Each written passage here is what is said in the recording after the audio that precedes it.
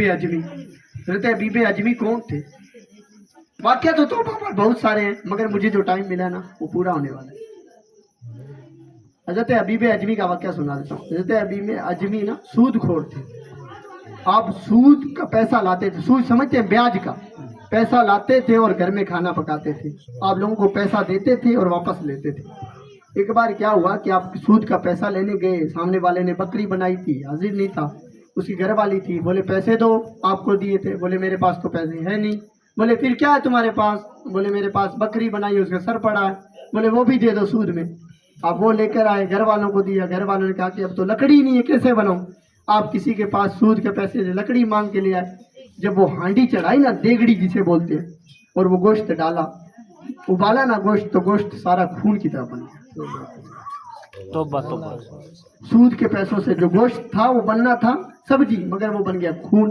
जब बीवी ने कहा कि तेरे गुनाह की शामत देख ले, तू कितने सूद और खाएगा। अबीब अजमी शर्मिंदा हुए, निकल पड़े। जब निकले ना तो बच्चे खेल रहे थे, बच्चे होते हैं, बच्चे खेल रहे थे। तो अबीब अजमी को देखा कि लोगों ने कहा, बच्चों ने कहा ओ बच्चों दूर हो जाओ, अबीब सूदखोर जा रहा है, इसकी गंदे छींटे हम पर लग गए, कहीं हम भी सूदखोर ना बन जाए। सुभान अल्लाह, सुभान अल्लाह। सुभान अल्लाह, सूदखोर सुभान अल्लाह है।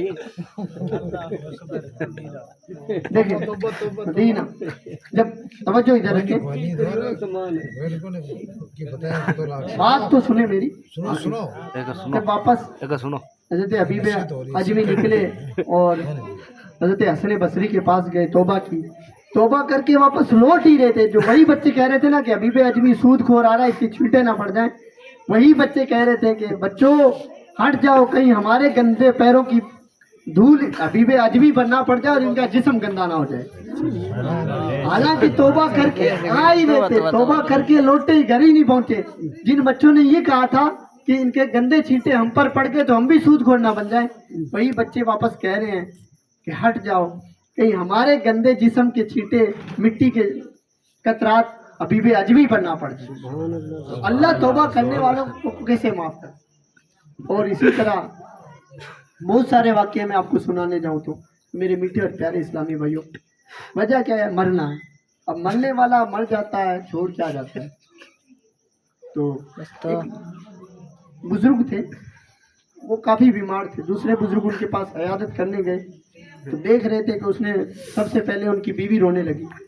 तो उसने पूछा कि आप क्यों रो रहे हो?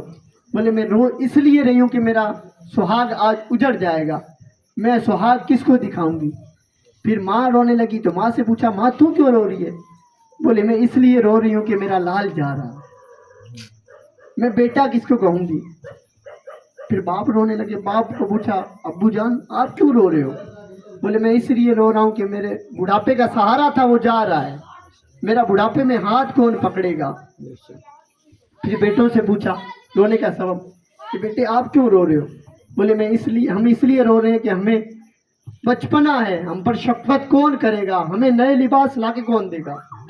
तो बुजुर्ग ने कहा ये तो दुनिया है, यहाँ हर कोई अपने मफाद के लिए रो रहा है, मगर कोई इसलिए नहीं रो रहा कि मेरे साथ कब्र में क्या होगा।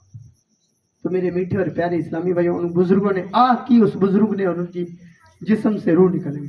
तो मेरे मीठे और प्यारे इस्लामी भाइयों, हमें भी मरना है ना, मरने से पहले तैयारी करनी है। हम किसी रिश्तेदार चाहने वालों के, अब हमें यहाँ आना था ना सलीम भाई के आएंगे, उन्होंने फ़ोन किया तो हमने तैयारी की, भाई गाड़ी लेके जाना है, भाई वहाँ से कौन लेने आएगा। तो फ़ोन किया सलीम भाई वहाँ 330 आए, भाई आगे कहाँ जाना है?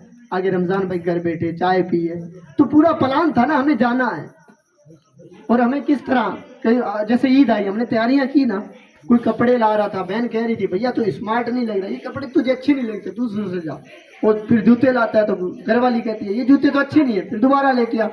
इस तरह करते हैं कि ईद की तैयारी करते हैं, और रिश्तेदार के घर जाते हैं तो पता नहीं कितने महीने तैयारी करते हैं। और इसी तरह शादी करते हैं तो पहले रंग होता है, रोगन होता है, बच्ची देखी जाती है, सारी तैयारियां होती है।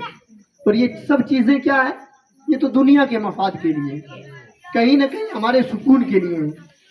मगर इस तैयारी के लिए हम इतना तैयारी करते हैं, पूरे 2-2 महीने लग जाते हैं, पूरे साल लग जाते हैं, मगर उस अल्लाह के पास जाना है, कोई तैयारी नहीं है। मैं अपने अंदर गौर करूं कि मेरी क्या तैयारी है। मैं ये नहीं कहता कि आप तैयारी